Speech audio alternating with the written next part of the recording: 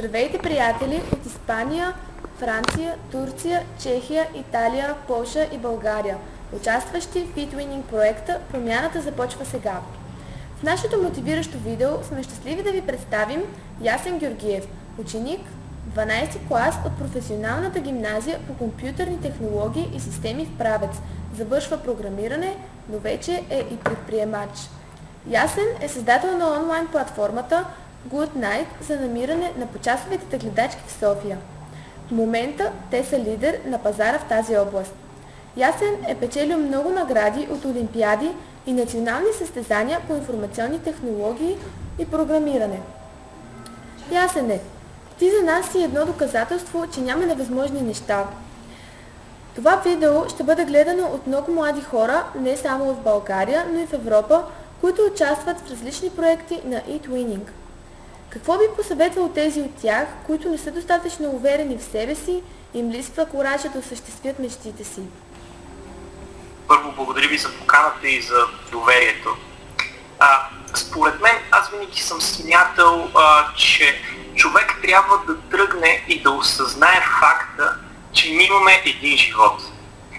И какво означава това? По време на този един живот, самият живот е свързан с много препятствия, с много възможности и е много важно, ние осъзнавайки, че имаме един живот, да не се притесняваме, да рискуваме и да правим това, което интуицията ни подсказва да направим. Защото по този начин, когато ние рискуваме понякога, ние излизаме от зоната си на комфорт. Го има момента, в който, излизайки от зоната на комфорт, се случват едни магически неща, които ни помагат ние много по-бързо да се развиваме и всъщност да намерим това, което ние наистина обичаме. Така че, когато някой се притеснява за това да направи нещо, нека си каже: аз имам един живот. И когато си го каже това нещо и когато реши по този начин, чрез тази нагласа той да действа, ще види, че нещата след това стават много по-лесни.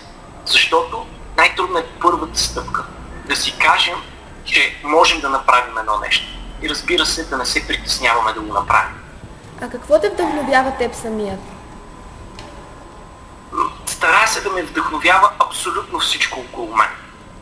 Хората, природата, архитектурата на сградите, като вървя, тревичките, птичките, абсолютно всичко.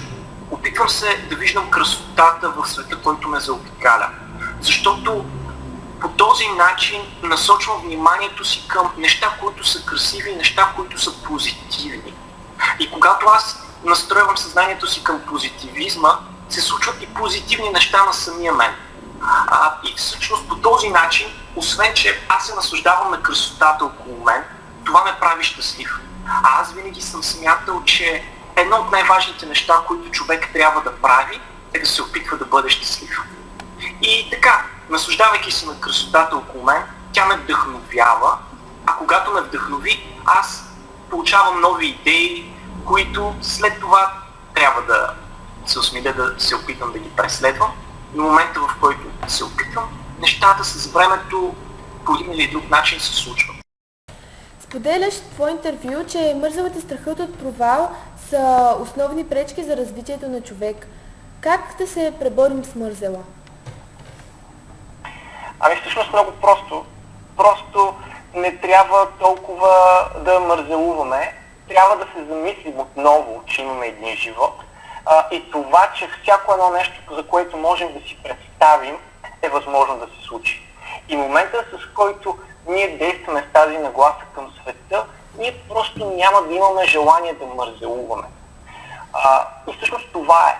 Да си кажем, че имаме един живот и то просто няма да имаме желание да мързелуваме.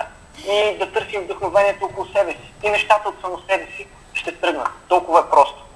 Добре, Ясене, искаме да те попитаме, а какво точно правиш, когато примерно ти е по-лесно да седнеш пред телевизора и да гледаш и нещо безполезно, което го забравяш веднага след като си го гледал? Как да го направим това? Правя го. правя го. Като ми се мързелувам, но като реша, че ми се мързелувам, докато не ми стисне. Докато просто не се погледна отстрани и си кажа, прекаляваш вече с мързела. Защото наистина има моменти, в които човек просто има нужда да си почине, но идва един момент, в който ние като се погледнем отстрани си казваме, прекаляваш. И това е момента, в който наистина трябва примерно да излезем навън, напълно да забравим защо мързелуваме и просто дори трудно да ни бъде да се захванем с нещо каквото и да е. И в момента, в който се захванем с нещо каквото и да е, нещата почват да се случват. Аз в момента така съм с матурите. Аз почнах да се готвя преди една седмица, преди това ужас. Но си казах, нямаш време, стига си мързелувал, станах, беше ми трудно първи един час, обаче след това в един момент, като видиш, че нещата, че полагаш усилия и има разлика в развитието ти, се надъхваш и съответно след като се надъхаш, си още по-надъхан и правиш още повече неща, така че това е, просто трябва да си погледнем отстрани и да си кажем, прекаляваш. Да, благодаря ти. Какво ще пожелаеш на всички младежи, които те гледат в момента? Да повярват в себе си и да знаят, че всяко едно нещо, което желаят, може да се случи. Защото е така и примерите за това нещо са безбожно много. Просто човек трябва да повярва в себе си, да действа. Да действа, да се заобгради с хора, които му помагат да достигне до мечтите си и нещата ще се случат. Ами от сърце ти благодарим за това прекрасно интервю. Ти си един истински вдъхновител.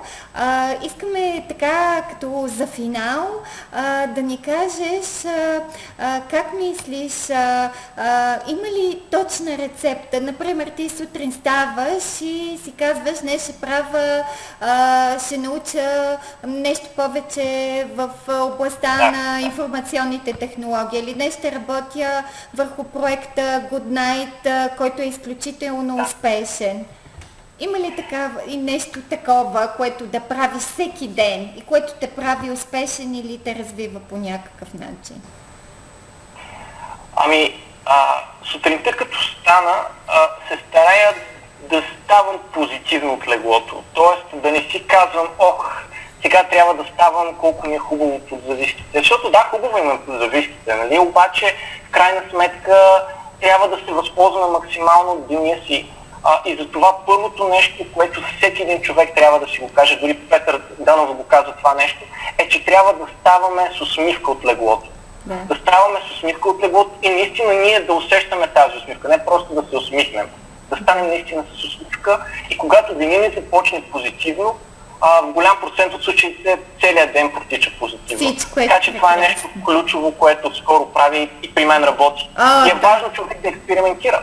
Благодарим ти от сърце, Ясене. Желаем ти успехи във всичко, което правиш. Благодарим ти. Благодарим много. Успех с проекта и поддържаме връзка. И аз благодаря много за